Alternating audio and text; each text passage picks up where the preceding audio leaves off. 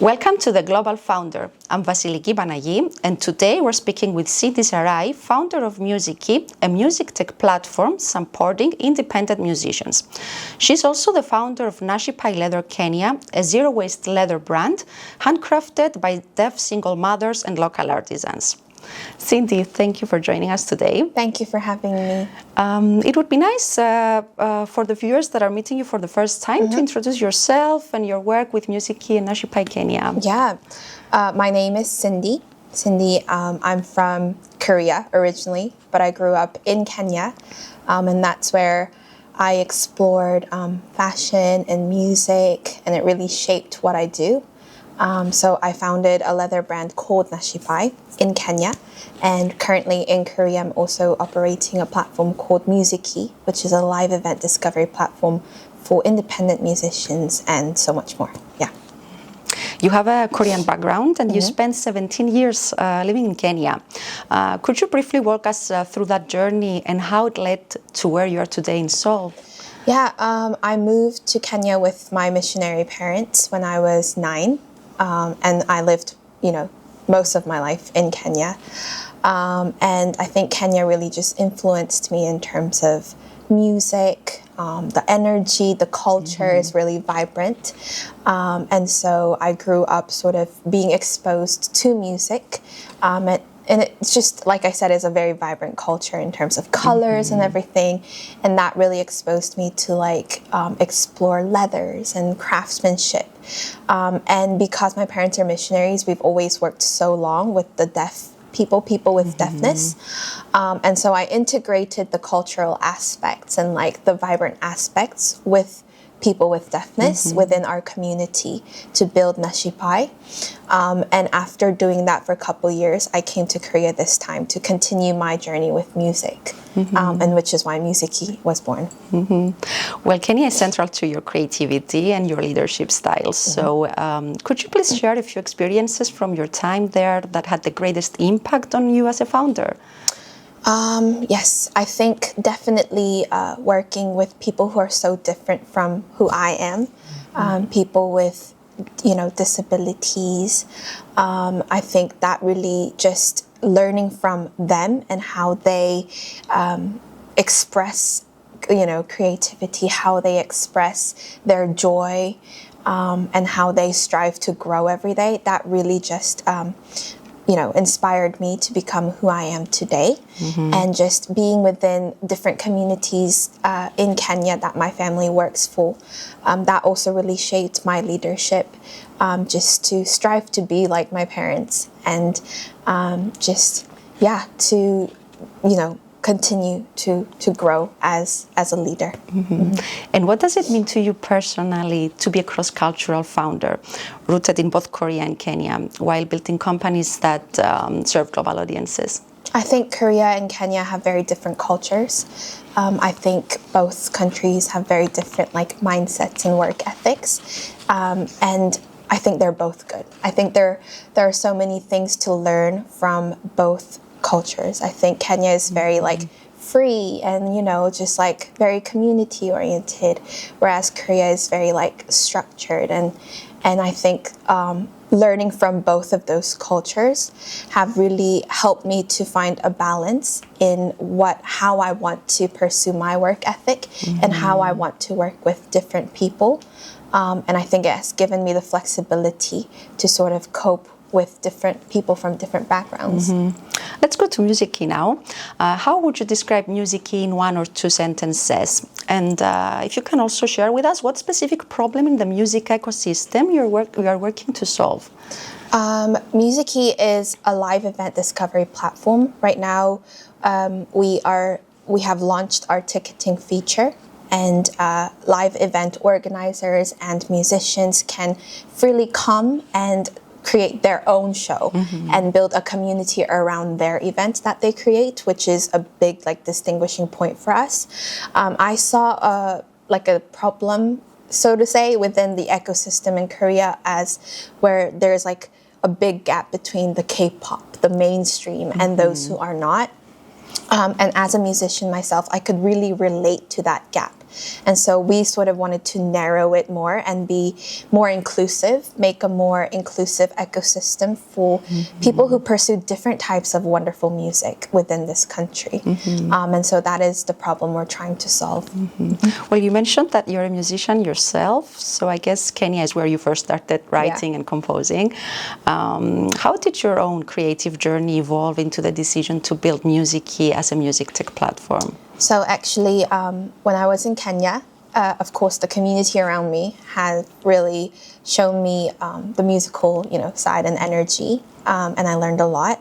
But then a couple years ago, I came to Korea to train under a label here, and I think that's where I really saw like the typical sort of musical system and structure in Korea, and it just made me think about what I truly want to do, like what music truly means to me. And so I went back to Kenya to start writing and producing my own songs. So when I came back to Korea this time, I think I could really see that there were a lot of musicians who could relate to me, or I could relate to them, of like they want to do their own music, but they just don't know how to navigate. And so I wanted to contribute to that a little bit.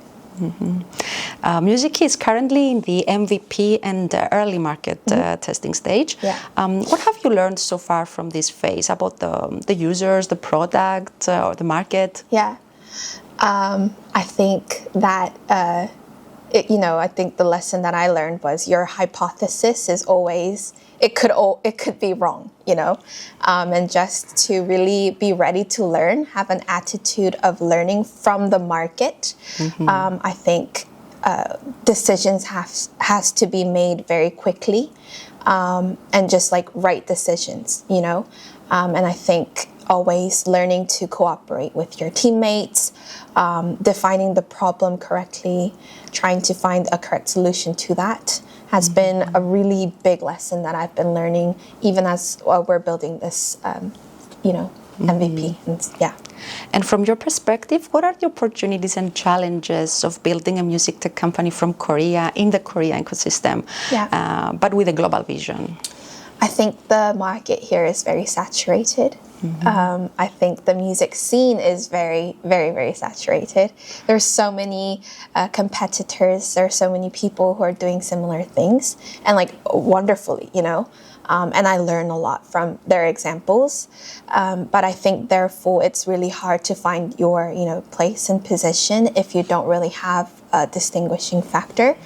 And as obvious as this sounds, it is quite challenging when you're actually in it, But then I think the global perspective that I have, and especially like the inclusive perspective that I have, can be our strength. And I hope to build upon it, and continue to strive to become something that's meaningful. Let's also talk about Nashipai Leather Kenya. What inspired you to create a high-end, zero-waste leather brand? And what does the name Nashipai represent to you? So the name actually inspired the story behind the brand itself. Nashipai means joy in the Maasai language. I don't know if you know of the Maasai tribe in Kenya. They're quite well known for like safari and animals. But when you go to the Maasai village, they use a lot of leathers because they hunt and stuff like that. But it's interesting because the Maasais don't waste any elements from a cow or animal. They really know how to use it again and like recycle it for their lifestyles, which was very inspiring to us. So I wanted to sort of incorporate that aspect of how they reuse the leathers into fashion. And that really inspired us to use like leather scraps and like off-cut leathers and make that into a creative product. But then obviously because I always have a passion for like people with disabilities and providing an environment for them to sustain themselves. I brought the single mothers that we know, deaf single mothers, and like this leather fashion African aspect together and created Nashipai, which has become what it is today. You mentioned that you work with deaf single mothers, and also we mentioned earlier that you work also with local artisans, and I wanted to ask you, how did that model come together, and what does social impact look like in the day-to-day reality of the brand? I think social impact for me is so big in like to my life in general. I think it is what drives me the most to do whatever I do.